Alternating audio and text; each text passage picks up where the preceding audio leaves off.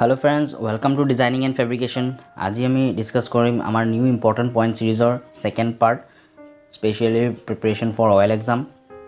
ইয়াত আমি ইম্পৰ্টেণ্ট পইণ্টছখিনি ডিসকাস কৰিম আপকামিং অইল এক্সামৰ কাৰণে। এই 4-5 দিন আছে, এই 4-5 দিনতে গোটেইখিনি আমি কভাৰ কৰিব লাগিব। ৰিভিজন অনলি ফৰ ৰিভিজন আৰু ট্ৰেড থিয়ৰী ইয়াত। বাকী কোনোবা ইঞ্জিনিয়াৰিং ড্ৰয়িং চাই নাচাই নিজৰ কথা, মই ইয়াত একো নকওঁ, সেইটো সেফটি অফ মাৰ্জিন নিজৰ ওপৰত কথা অলপ চাই গ'লেও ভাল। কিন্তু ইয়াত আমি এতিয়া অকল ট্ৰেড থিয়ৰীৰ ওপৰত ডিসকাস কৰিম। আৰু এই যিমানখিনি ইম্পৰ্টেণ্ট পইণ্টছ আছে গোটেইখিনি MCQৰ পৰাই লোৱা হয় আৰু যিখিনি MCQ অলৰেডি আহি গৈছে তাৰ পৰাই লোৱা। ইয়াত আমি ফাৰ্ষ্ট অফ অল ডিসকাস কৰিম যে ফাৰ্ষ্ট পইণ্টটো কৈছে to remove the burrs from the plate after cutting is called filing.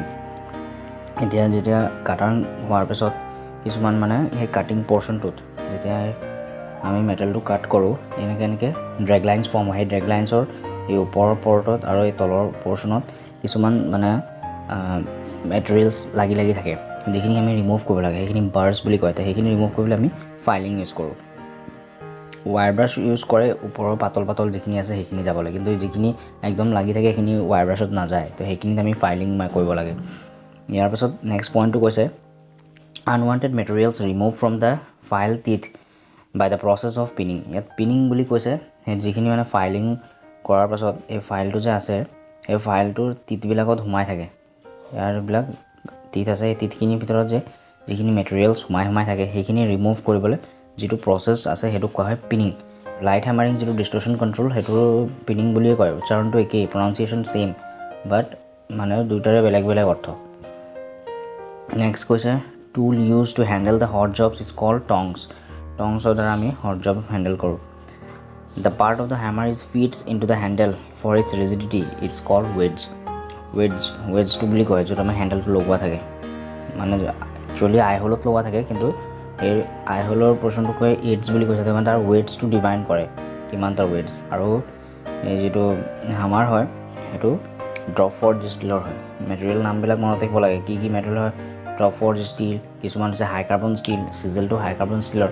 তাৰপিছত মেটেৰিয়েলখিনি মেল্টিং পইণ্টখিনি মনত ৰাখিব লাগিব, কোনটো মেটেৰিয়েলৰ কিমান মেল্টিং পইণ্ট। যেনেকৈ কপাৰৰ কিমান, এতিয়া যদি কপাৰৰ আমি কওঁ 1083 ডিগ্ৰী চেলচিয়াছ, জিংকৰ কিমান 419 ডিগ্ৰী চেলচিয়াছ, টিনৰ কিমান 232 ডিগ্ৰী চেলচিয়াছ, তাৰপিছত লেডৰ কিমান 327 ডিগ্ৰী চেলচিয়াছ, মাইল্ড ষ্টীলৰ কিমান 1500 to 1530 ডিগ্ৰী চেলচিয়াছ। আৰু যিমানেই কাৰ্বনৰ পৰিমাণটো মানে বাঢ়ি যাব, কাৰ্বনৰ পৰিমাণটো বাঢ়ি যাব, সিমানেই মেল্টিং পইণ্টটো ডিক্ৰিজ হৈ যায়। যেনেকৈ এতিয়া মাইল্ড ষ্টীল মানে একচুৱেলি ল' কাৰ্বন ষ্টীল, তাৰ হৈছে 1500, তেনেকৈ মিডিয়াম কাৰ্বন ষ্টীলৰ 1426, তেনেকৈ হাই কাৰ্বন ষ্টীলৰ 1393, তেনেকৈ বা 1397। এইবিলাক মানে যিমানেই কাৰ্বনৰ পৰিমাণটো বাঢ়ি যাব সিমান তাৰ মেল্টিং পইণ্টটো কমি যায়। ৰড আইৰণৰ মেল্টিং পইণ্ট বেছি হয়, কাৰণ ৰড আইৰণটো ফুল্লি ডক্টাইল হয়, তাত কাৰ্বনটো একদম কম থাকে, লিকটীয়া হয় মেটেৰিয়েলটো। নেক্সট পইণ্ট কৈছে hand gloves are required to wear for safety of while handling the thin sheets. থিন শ্বীটছ মানে পাতল আমি মেটেল শ্বীটছ আমি হেণ্ডেল কৰিবলৈ আমি হেণ্ড গ্লোভছ লাগে, নহ'লে হাত কাটি যাব। ইয়াৰ পাছত নেক্সট পইণ্টটো কৈছে welding of ferrous and non ferrous alloys required the gas combination is C2H2 মানে acetylene plus oxygen plus supporting gas. Next কৈছে 15 mm MS blade mild steel, full ফৰ্মটো মাইল্ড ষ্টিল। MS ব্লেড কিবা SS থাকে, stainless steel. 15 mm যদি MS blade হয় can be cut by 1.2 mm nozzle. 1.2 mm range কিমান আছিলে 6 mm to 19 mm, সেইকাৰণে এই 15 mm প্লেট কাট কৰিব পাৰে। ইয়াৰ পাছত নেক্সট কৈছে oxygen neutral flame hottest point is reducing zone. যিটো নিউট্ৰেল ফ্লেম থাকে এইটো নিউট্ৰেল ফ্লেমটোৰ এনেকৈ ইয়াত আৰু এটা সৰু এটা ইনাৰ কোণ থাকে, ইয়াৰ যিটো এই আগডোখৰৰ পৰ্চনটো সেইটো কয় ৰিডিউচিং জ'ন। এইটো হৈছে হটেষ্ট পইণ্ট, তাতকৈ বেছি মানে টেম্পাৰেচাৰটো থাকে। ইয়াৰ পাছত নেক্সট কৈছে burn injury is a common in gas welding. কোনটো ইঞ্জুৰি হয় মেক্সিমাম গেছ ৱেল্ডিঙত, বাৰ্ণ ইঞ্জুৰি। ইয়াৰ পাছত কৈছে 2 types of welding blow' pipe, এটা হৈছে ইনজেক্টৰ টাইপ আৰু এটা হৈছে non injector type. Injector type blow' pipe is used in বহুত হাই প্ৰেছাৰ ছিষ্টেম আৰু ল' প্ৰেছাৰ ছিষ্টেম, কিন্তু নন ইনজেক্টৰ টাইপ যিটো ব্ল' পাইপ সেইটো অকল আমি মানে হাই প্ৰেছাৰ ছিষ্টেমত ইউজ কৰোঁ। আমি যিটো নৰ্মেলি ইউজ কৰোঁ সেইটো হৈছে নন ইনজেক্টৰ টাইপ, কাৰণ নন ইনজেক্টৰ টাইপটো অকল হাই প্ৰেছাৰ ছিষ্টেমত ইউজ হয়, আৰু আমাৰ যিমান আছে চব হাই প্ৰেছাৰ ছিষ্টেমেই হয়, মেক্সিমাম হাই প্ৰেছাৰ ছিষ্টেম, আৰু সেইটোৰ দামটোও কম, মানে যিটো নন ইনজেক্টৰ টাইপ। আৰু ইনজেক্টৰ টাইপটোৰ দামটো বেছি, এইটো দুইটাতে ইউজ হয়। যে হাই প্ৰেছাৰ ছিষ্টেম মানে কি হৈছে, হাই প্ৰেছাৰ ছিষ্টেম মানে হৈছে য'ত মানে ফুৱেল গেছ চিলিণ্ডাৰ থাকিব, এচিলিন ধৰ গেছ চিলিণ্ডাৰ আছে আৰু তাত অক্সিজেন গেছ চিলিণ্ডাৰ আছে, সেইটো হৈছে হাই প্ৰেছাৰ ছিষ্টেম যিটো আমি নৰ্মেলি ইউজ কৰোঁ।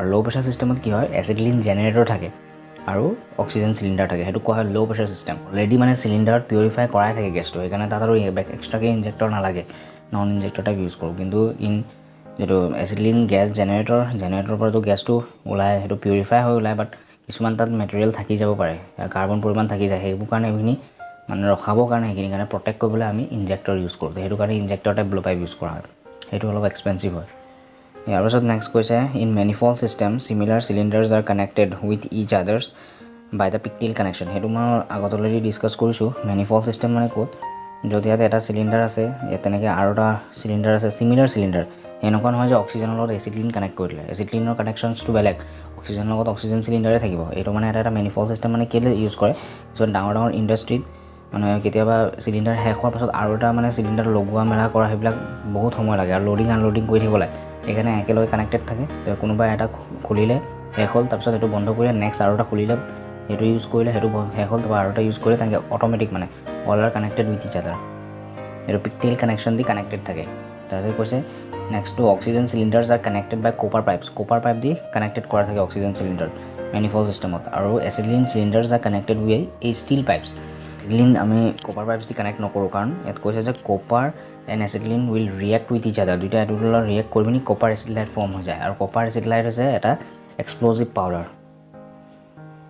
সেইকাৰণে আমি অক্সিজেনত আমি কপাৰ পাইপ ইউজ কৰোঁ কিন্তু আমি এচিটিলিনৰ ক্ষেত্ৰত আমি ষ্টিল পাইপ ইউজ কৰোঁ তাৰপিছত নেক্সট কৈছে never use the oil or lubricant in regulator system ৰেগুলেটৰত আমি কেতিয়াও অইল বা লুব্ৰিকেণ্ট ইউজ নকৰোঁ soap water is used for leakage identification in acetylene পাইপত আমি soap water ইউজ কৰোঁ আৰু plain water is used for leakage identification of oxygen pipe মানে oxygen পাইপত যদি কিবা লিকেজ হৈ যায় গেছ ৱেল্ডিঙত তেতিয়া আমি plain water ইউজ কৰোঁ আৰু soap water for acetylene তো ইয়াত বহুতে ভাবিব পাৰে এইখিনি একদম চিম্পল কিন্তু এই চিম্পলৰ পৰাই কুৱেশ্যনছবোৰ আহিব এডভান্সো চাব লাগে কিন্তু এতিয়া আৰু বেছি এডভান্স আহি সময় মানে এনেও নাই নিজৰ ওচৰত তো বেছিক যিখিনি কুৱেশ্যনছ আছে সেইখিনিকে মই ৰিভিজন কৰি আছোঁ সেইখিনিকে মই ৰিভাইজ কৰি আছোঁ আৰু সেইখিনি অলৰেডি পেপাৰত আহি গৈছে তো সেইখিনিকে মই ডিছকাছ কৰি আছোঁ কাৰণ এই বেছিক কুৱেশ্যনৰ পৰাই মানে কিছুমান আহি যাব আৰু এইখিনি এনেকুৱা বেছিক কিছুমান কুৱেশ্যন সোমাই থাকে সৰু যিখিনি ধৰিব পৰা নাযায় বা আমি ইগন'ৰ কৰি দিওঁ তাৰপিছত সেইখিনিৰ পৰাই আহে চ' সেইটো কাৰণে যিমান যি আছে ইয়াতে চাই ল'ব লাগে আৰু কাৰণ পৰীক্ষা দি অহাৰ পাছত আৰু সেইটো মনত দুখ লাগে লাভ নাই চ' ফ্ৰেণ্ডছ লাইক কৰিব শ্বেয়াৰ কৰিব ছাবস্ক্ৰাইব কৰিব